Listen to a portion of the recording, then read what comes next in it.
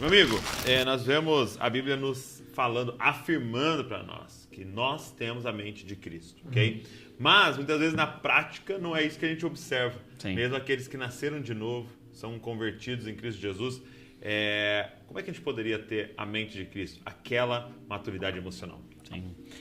Exato, Dô. E essa maturidade emocional é resultado de um processo, né? O problema é que a gente acha que o Evangelho vai fazer um transplante de mente.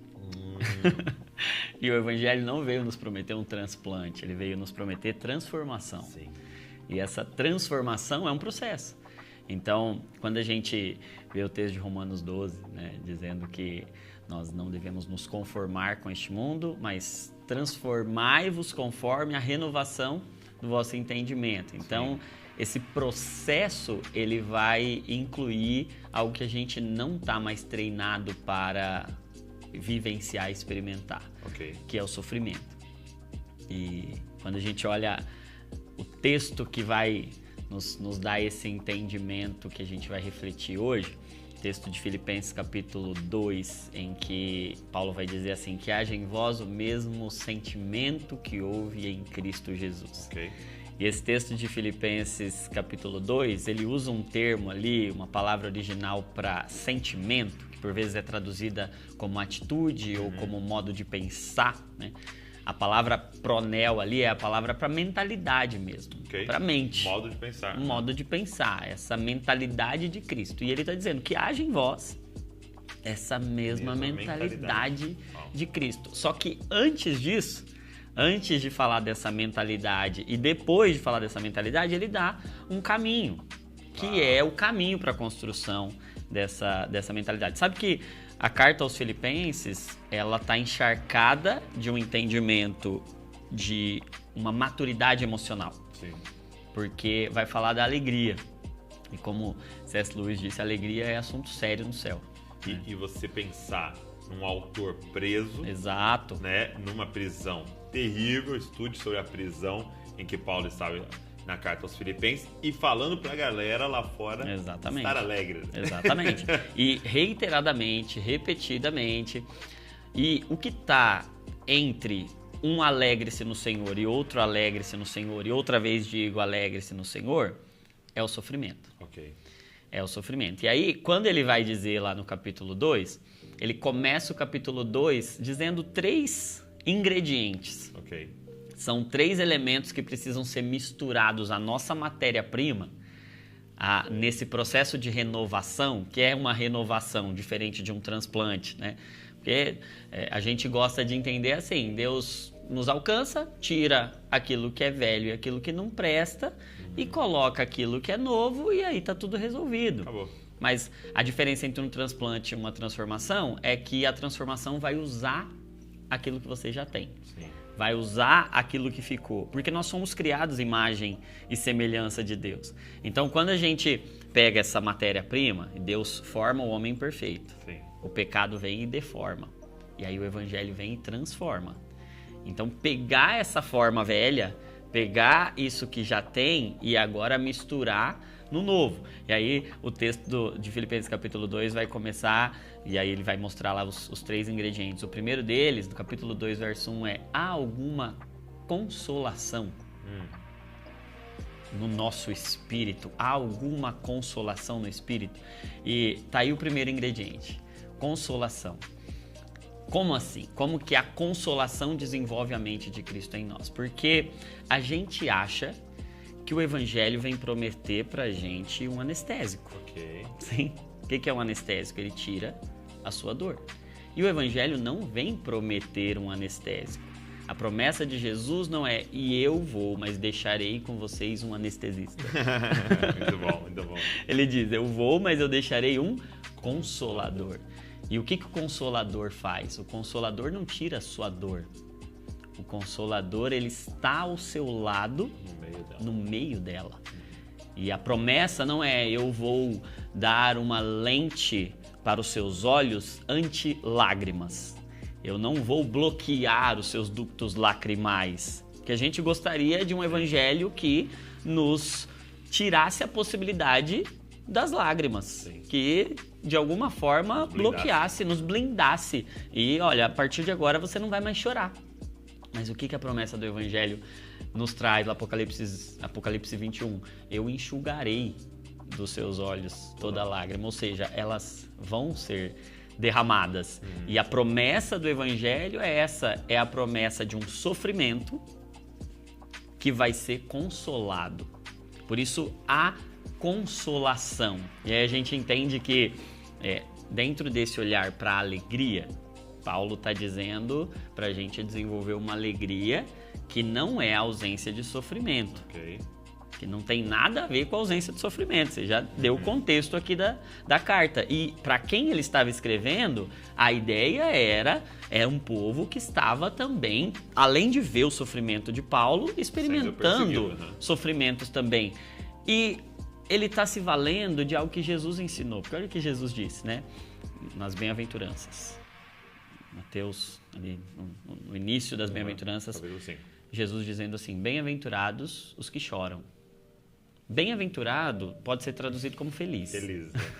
Felizes os que choram. Como assim, Jesus? Como assim, Jesus? Ele coloca felicidade e choro, e esse choro não é um choro de alegria, não é um choro assim, você está chorando porque você está muito feliz. Não, é um choro de tristeza, tanto é que a continuidade do versículo é porque eles serão consolados. Então você só vai ser consolado porque você está triste. Então é como se Jesus estivesse dizendo, felizes os tristes, Sim. porque eles serão consolados. Porque no entendimento bíblico de alegria, a alegria madura, e nós estamos falando de desenvolver maturidade emocional, maturidade de alegria não é ausência de sofrimento. Maturidade de alegria, e a alegria que a Bíblia vem nos trazer, é a certeza do consolo. Então, por que a gente está falando que a consolação é um pilar, uma coluna da maturidade emocional? Porque a gente tem que abraçar o sofrimento com a certeza do consolo. Interessante quando você olha para a crucificação, né? Há lá existe uma referência lá dos guardas querendo dar para Jesus um anestésico. Né? Exato. Eles queriam dar vinho para ele, um anestésico, e ele rejeita, né? Exatamente. Ele fala não, como que dizer, não, eu vou abraçar esse sofrimento inteiro. Exato. Né? Mas na certeza da consolação. Exatamente. Então, a promessa é consolo. Okay. Então ele começa dizendo, tem consolação? Para você chegar nesse ponto da maturidade emocional, você vai ter que abraçar o sofrimento. O modo de pensar de Cristo Jesus começa com consolação, com essa certeza do consolo. E depois? Isso já diz pra gente que o sofrimento é inevitável. Segundo, há alguma comunhão? E aí ele vem trazer um remédio mais poderoso ainda do que o consolo, que é a comunhão. Porque a consolação é dizer, eu estou do seu lado. Tá. A comunhão é dizer, eu estou em você. Ok. Eu estou misturado. Nós somos um. E a comunhão, e a gente já falou sobre isso algumas outras vezes, a comunhão é esse ambiente de cura mais profunda até, porque ele alcança a integridade da alma, ele alcança a profundidade da alma. E não é à toa que quando Cristo nos chama para um relacionamento com Ele nos chama para uma comunhão vertical com Ele, mas para uma comunhão horizontal com a igreja. E é interessante que essa figura da comunhão, ela vai sendo associada à revelação de Deus, à revelação de Cristo em toda a Escritura. E aí é até interessante a gente pensar, porque na solitude, Cristo é sentido, mas na comunhão ele é revelado. Okay. Você vê lá no partir do pão, os olhos vertical, se abrem. Exato. Mas nesse horizontal revelado. Ele é revelado.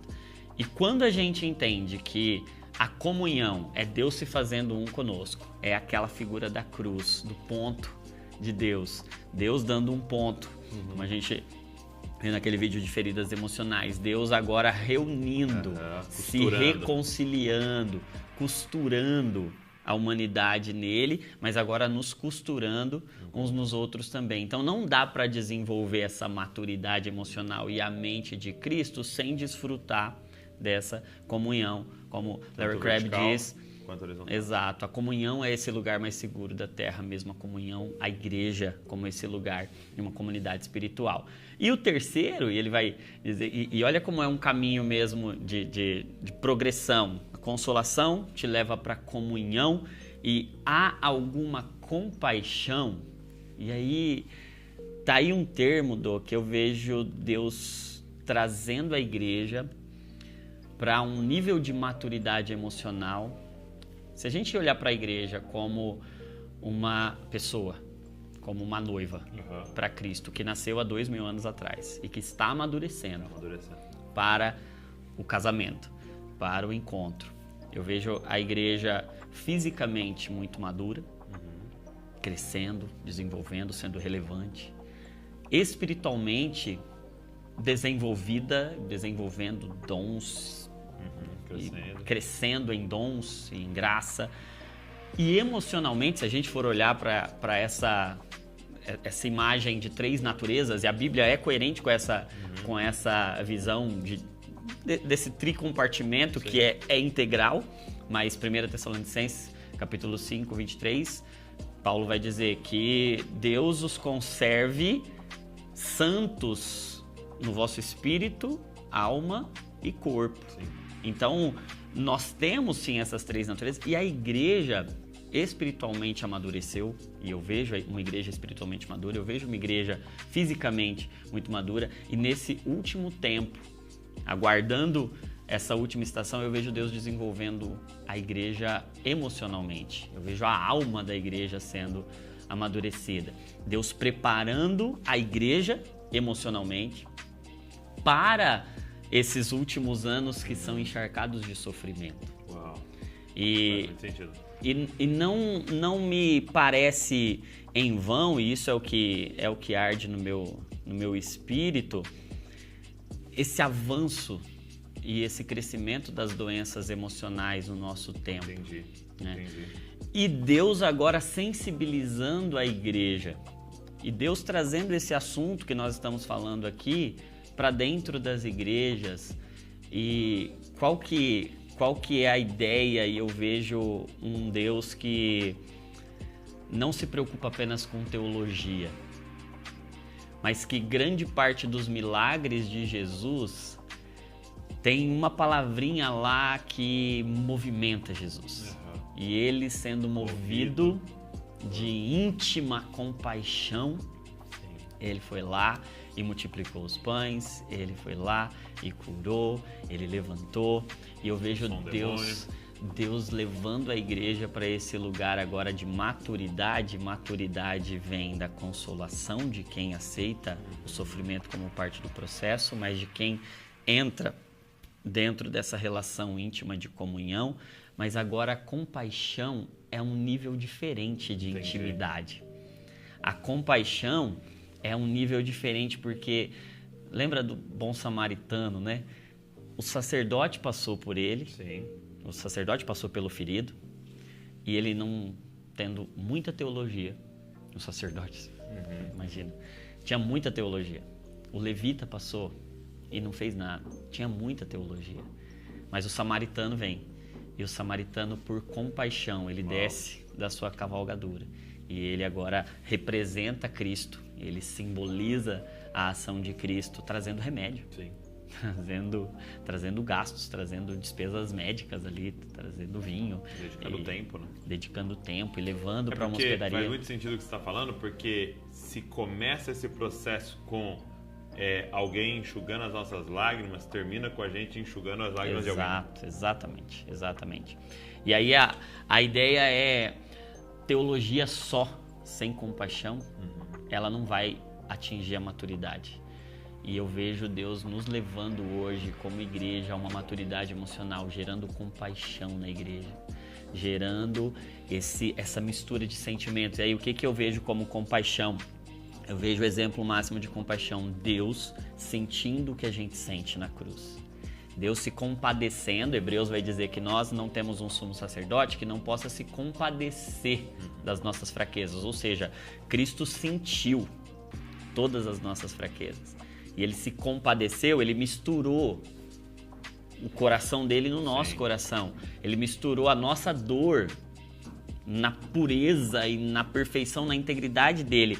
Por quê? Porque agora ele quer, alcançando o nosso coração e sentindo o que a gente sente, ele quer nos levar a um outro nível, quer nos deixar sentir o que ele sente. Então ele sente o que a gente sente, ele sente a dor que a gente sente, para que a gente possa sentir o que ele sente. E aí a gente chega no versículo 6. Agora sim, tenham em vocês o mesmo modo de pensar. Que fez o quê?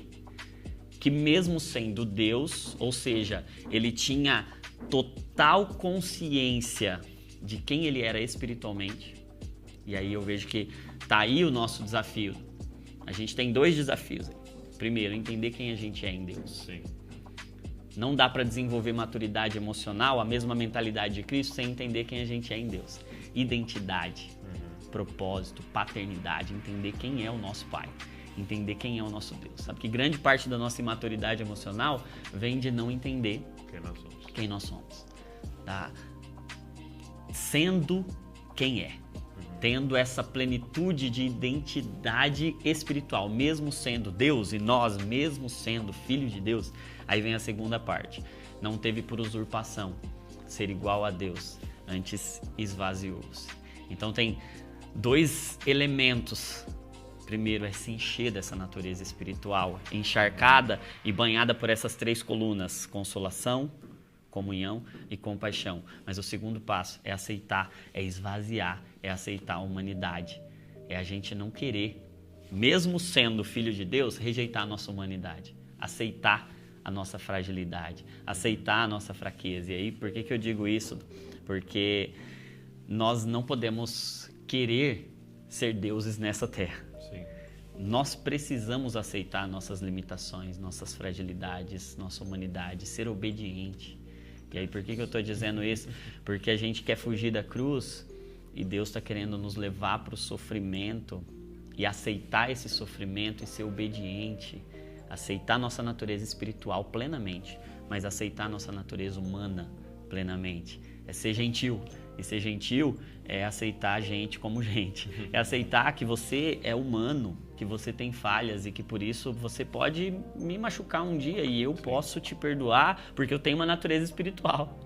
E você tem uma natureza humana. Mas o contrário também, você tem uma natureza espiritual e eu tenho uma natureza humana e eu vou falhar com você.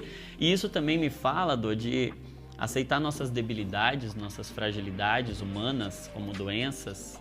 E aí uma infinidade de cristãos que estão sofrendo emocionalmente e que não procuram ajuda, porque falam, não, eu sou filho de Deus.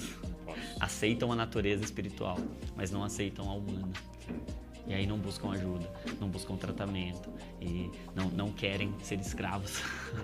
E aí Jesus está dizendo, aceite totalmente a sua natureza espiritual, mas aceite totalmente a sua natureza humana também. Quando a gente casa essa natureza espiritual com a natureza humana, nós temos agora uma mente como a de Jesus, que tem consolação, comunhão e compaixão dentro desse caráter, dentro desse padrão de pensamento, desse modo de pensar, que é o modo de pensar de Jesus. Então, Jesus está querendo levar a igreja para esse lugar de compaixão.